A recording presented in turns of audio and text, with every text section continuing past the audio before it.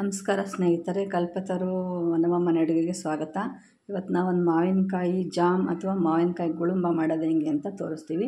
ಇಲ್ಲಿ 2 ಮಾವಿನಕಾಯಿ ತೊಗೊಂಡಿದ್ದೀನಿ. ಮಾವಿನಕಾಯಿ ತೊಗೊಂಡು ಇದನ್ನೆಲ್ಲ ಸಿಪ್ಪೆ ಎಲ್ಲ ಎರೆದ್ಬಿಟ್ಟು ತುರ್ಕೊಂಡು ಬರಬೇಕಾಗತ್ತೆ.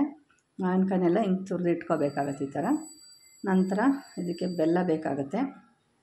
1-2 ಉಂಡೆ ಬೆಲ್ಲ ಈ ಥರ ಪುಡಿ ಮಾಡಿ ಇಟ್ಕೋಬೇಕು. ನಂತರ ಒಂದು ಹಚ್ಚಮೆಣಸಿನ ಪುಡಿ 4 ಸ್ಪೂನು ಬೇಕಾಗತ್ತೆ. ಆಮೇಲೆ ನಂತರ ಬಾಣಲಿಗೆ ಎಣ್ಣೆ ಹಾಕ್ಕೊಂಡು ಸಾಸಿವೆ ಹಾಕಿ ಒಗ್ಗರಣೆ ಕೊಟ್ಕೊಳ್ಳೋಣ. ಒಗ್ಗರಣೆ ಕೊಟ್ಕೊಂಡು ನಂತರ ಇದಕ್ಕೆ ಕರ್ಬೇವಿನ ಸೊಪ್ಪೆಲ್ಲ ಹಾಕೋಣ. ಕರ್ಬೇವಿನ ಸೊಪ್ಪು ಹಾಕಿ ಹಿಂಗೆ ಹಾಕೋಣ. ನೆಕ್ಸ್ಟ್ ಅರಿಶಿನ ಹಾಕೋಣ. ಇದಕ್ಕೆ ಅರಿಶಿನ ಹಾಕಿ ಸಣ್ಣ ಉರಿನಲ್ಲಿ ಇದು ಮಾಡ್ಕೋಬೇಕು. ಸಣ್ಣ ಉರಿನ ಇಟ್ಕೊಂಡು ನಾವು ಇದನ್ನು ಆಮೇಲೆ ನಂತರ ಇದು ಅಜ್ಜಿನಮೋಟೊ ಅಂತ ಇರುತ್ತಲ್ಲ, ಅಜ್ವಾಯಿನ್ ಅಂತ, ಅದನ್ನು ಹಾಕ್ಕೊಂಡು ನಂತರ ಈ ಮಾವಿನಕಾಯಿ ತುರಿನ ಅದನ್ನು ಹಾಕಿ ಚೆನ್ನಾಗಿ ಎಣ್ಣೆ ಒಳಗೆ ಅದನ್ನು ಚೆನ್ನಾಗಿ ಫ್ರೈ ಆಗೋವರೆಗೂ ಬಾಡಿಸ್ಕೊಂಡು ಬರಬೇಕು. ಚೆನ್ನಾಗಿಲ್ಲ, ಇದು ಬ್ರೆಡ್ ಜಾಮ್ ಥರ ಆಗುತ್ತೆ. ಇದು ಒಟ್ಟು ಮಾವಿನಕಾಯಿದು ಜಾಮ್ ಅಂತಲೇ ಅಂದ್ಕೋಬೋದು. ತುಂಬ ಚೆನ್ನಾಗಿರುತ್ತೆ. ಬ್ರೆಡ್ಗೆ ಮತ್ತು ದೋಸೆಗೆ, ಚಪಾತಿಗೆ ಎಲ್ಲ ತುಂಬ ಚೆನ್ನಾಗಿರುತ್ತೆ. ಒಂದು ಎಷ್ಟು ದಿವಸ ಬೇಕಾದ್ರೂ ಸ್ಟೋರ್ ಮಾಡಿ ಇಟ್ಕೋಬೋದು ನಾವು ಇದನ್ನು. ತುಂಬ ಚೆನ್ನಾಗಿರುತ್ತೆ ಮಾತ್ರ. ಎಲ್ಲದಕ್ಕೂ ಈ ಥರ ಎಲ್ಲ ಚೆನ್ನಾಗಿ ಹಸಿ ವಾಸನೆ ಹೋಗೋವರೆಗೂ ಚೆನ್ನಾಗಿ ಫ್ರೈ ಮಾಡ್ಕೊಳ್ಳೋಣ. ಮಾವಿನಕಾಯಿ ಎಲ್ಲ ನೀರಿನ ಅಂಶ ಎಲ್ಲ ಹೋಗಬೇಕು.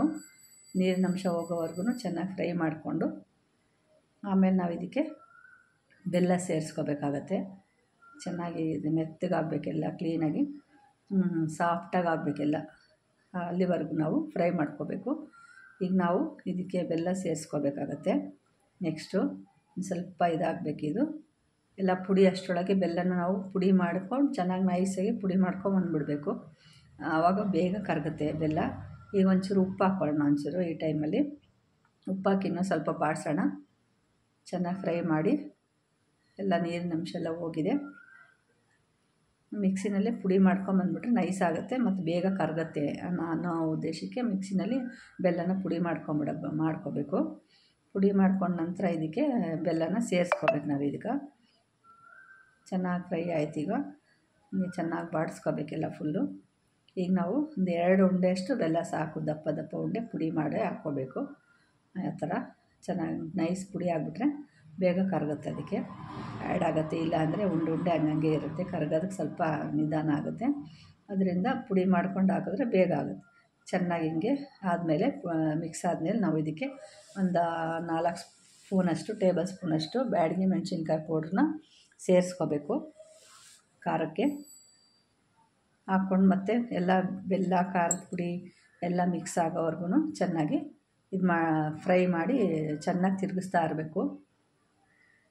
ಚೆನ್ನಾಗಿ ತಿರುಗಿಸಿ ಎಲ್ಲ ಗಟ್ಟಿ ಆಗೋವರೆಗೂ ಮೆಣಸಿನ ಪುಡಿ ಎಲ್ಲ ಬೆಲ್ಲ ಕರಗಿ ಎಲ್ಲ ಚೆನ್ನಾಗಿ ಹಿಡಿಯೋವರೆಗೂ ಚೆನ್ನಾಗಿ ನಾವು ಕೈ ಆಡಿಸ್ತಾ ಇರಬೇಕು.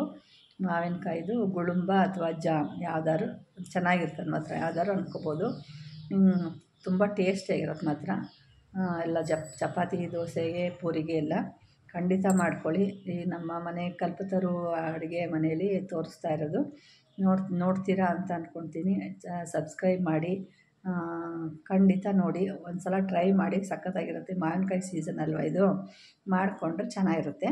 ಈ ನೋಡಿ, ಈ ಥರ ಮಕ್ಳಿಗಂತೂ ತುಂಬ ಇಷ್ಟ ಆಗುತ್ತೆ. ಎಲ್ಲದಕ್ಕೂ ಚಪಾತಿಗೆ, ದೋಸೆಗೆಲ್ಲ ಹಾಕ್ಕೊಟ್ರೆ ಈ ಥರ ಚೆನ್ನಾಗೆಲ್ಲ ಈ ಥರ ಗಟ್ಟಿ ಆಗಬೇಕು. ಎಲ್ಲ ಮಿಕ್ಸ್ ಆಗಬೇಕು. ಅಲ್ಲಿವರೆಗೂ ನಾವು ಇದು ಮಾಡಿ ಸ್ಟೋರ್ ಮಾಡಿ ಇಟ್ಕೋಬೋದು. ಇದನ್ನ ನಾವು ಎಷ್ಟು ದಿವಸ ಬೇಕಾದ್ರೂ ಸ್ಟೋರ್ ಮಾಡಿ ಇಟ್ಕೋಬೋದು. ಇದನ್ನು ನಾನೀಗ ಸರ್ವ್ ಮಾಡ್ತೀನಿ. ದೋಸೆ ಜೊತೆಗೆ ಹಾಕಿ ತೋರಿಸ್ತೀನಿ ನಾನು.